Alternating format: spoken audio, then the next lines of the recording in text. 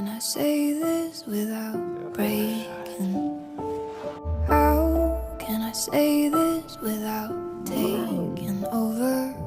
How can I put it down into words when it's almost too much for my soul?